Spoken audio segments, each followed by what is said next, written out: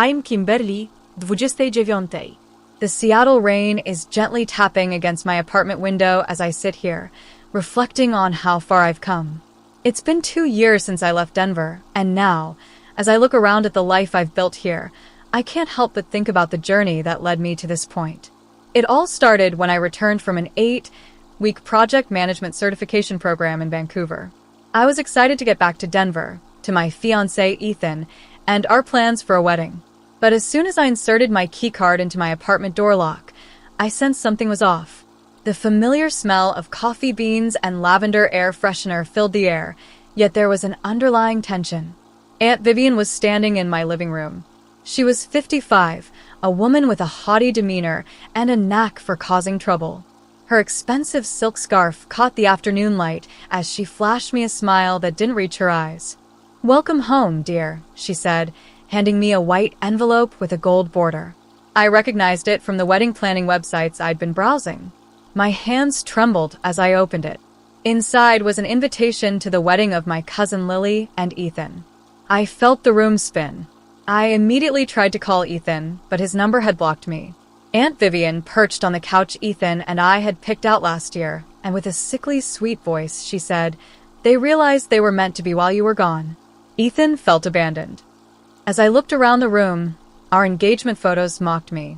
The memories of our 5-year relationship flooded back. Our first nervous date at a local diner, where he spilled his milkshake.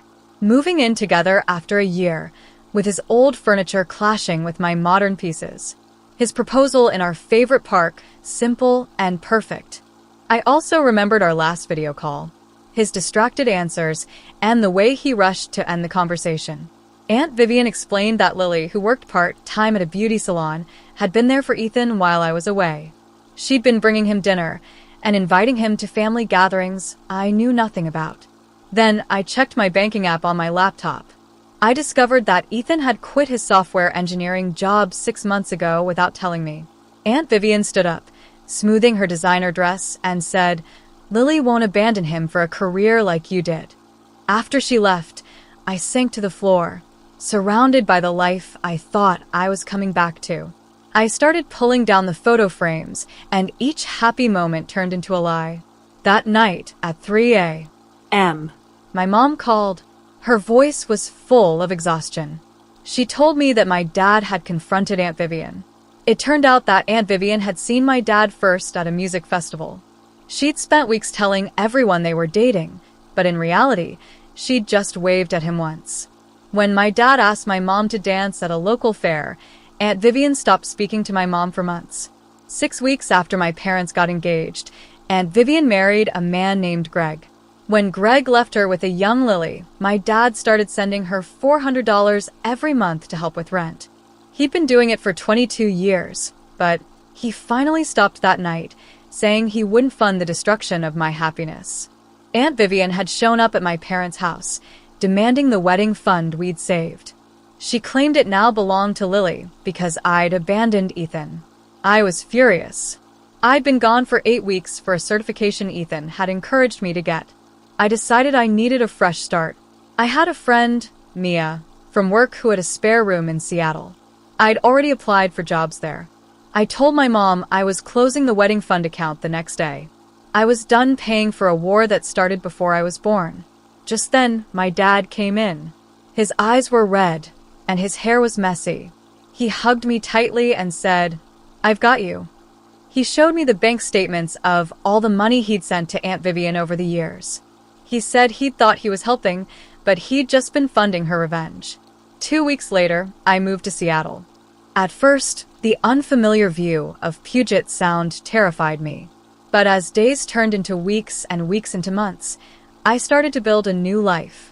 I got a job at a consulting firm, and my Vancouver certification was now hanging on my office wall.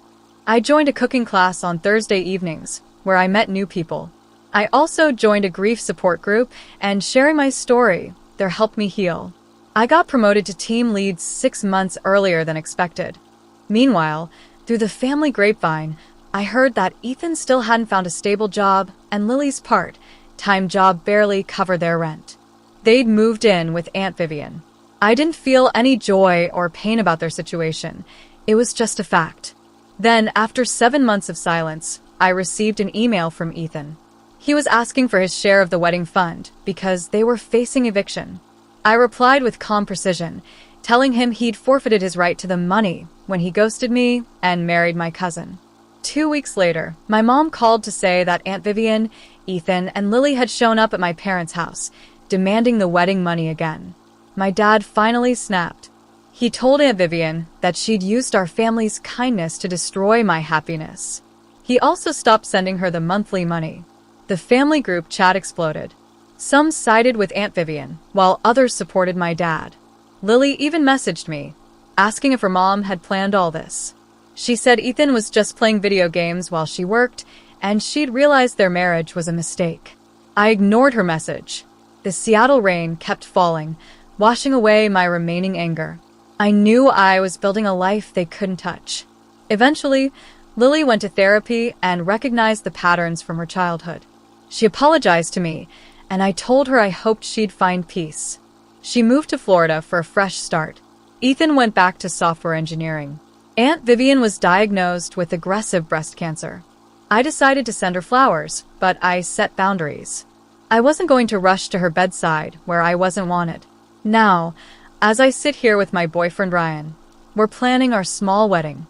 I've learned that sometimes walking away from toxicity is the bravest thing we can do. The past is behind me, and I'm looking forward to the future, free from the shadow of a long, standing family rivalry.